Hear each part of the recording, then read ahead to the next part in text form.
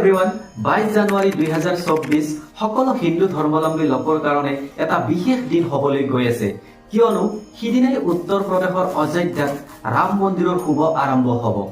মই এইটো ভিডিঅ'ত আপোনালোকক দেখুৱাম ৰাম মন্দিৰৰ ভিতৰ ভাগ কেনেকুৱা গতিকে আপোনালোকে ভিডিঅ'টো হেকলে চাই থাকিব লগতে ভিডিঅ'টোত এটা লাইক কৰি দিব আৰু চেনেলটো সাবস্ক্ৰাইব কৰি ৰাখিব বলক দেৰি নকৰি আজিৰ ভিডিঅ'টো আৰম্ভ কৰো ৰাম মন্দিৰৰ টোটেল মাটিকালি হৈছে 70 একৰ আৰু মন্দিৰটোৰ মাটিকালি হৈছে 2.7 একৰ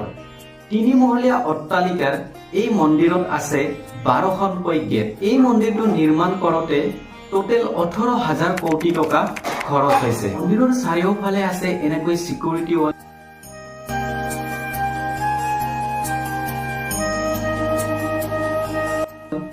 আৰু এইখন হৈছে মেইন গেটেৰে সোমাই ইয়া 32 ফুট ওখ চিৰি পাৰ হ'ব লাগে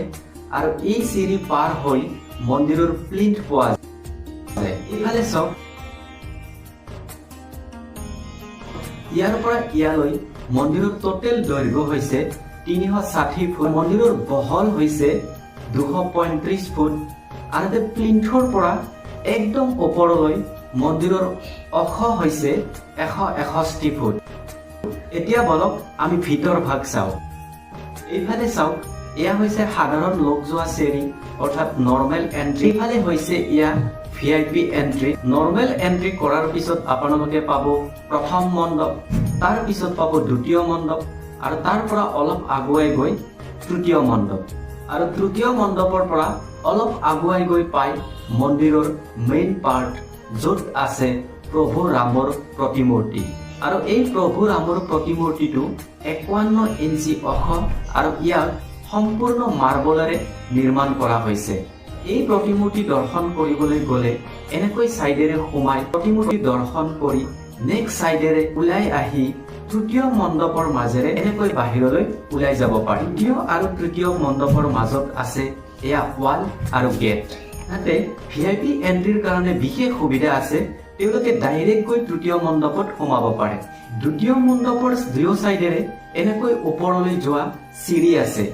আনহাতে বৃদ্ধ আৰু শাৰীৰিকভাৱে অক্ষম লোকৰ কাৰণেও বিশেষ সুবিধা আছে মন্দিৰৰ এনেকৈ সাইডত লিফ্টৰ ব্যৱস্থা আছে আৰু মেইন চিৰিৰ সাইডেৰে এনেকৈ ৰেম্পছ আছে ইণ্টাৰেষ্টিং কথা এইটোৱে যে ৰাম মন্দিৰ বনোৱাতে সিমেন্ট আৰু লোহাৰ ব্যৱহাৰ কৰা নাই ৰাম মন্দিৰ বনোৱাৰ কাৰণে ৰাজস্থানৰ এখন গাঁৱৰ পৰা পিংক স্যান্ডস্টোন নামৰ ডাঙৰ ব্লক আনা হৈছে আৰু এই ব্লকবোৰ এনেকৈ ফিটিং কৰি গোটেই ৰাম মন্দিৰটো নিৰ্মাণ কৰা হৈছে ৰাম মন্দিৰৰ যিবিলাক পিলাৰ আছে এই ব্লকৰ দ্বাৰাই নিৰ্মাণ কৰা হৈছে ৰাম মন্দিৰ বনোৱা যিখিনি ঠাই তাৰ মাটি খুবেই বেয়া আছিল তাত ৰাম মন্দিৰ বনোৱাটো সম্ভৱ নাছিল সেই কাৰণে 300 বাই 400 ফুট খান্দি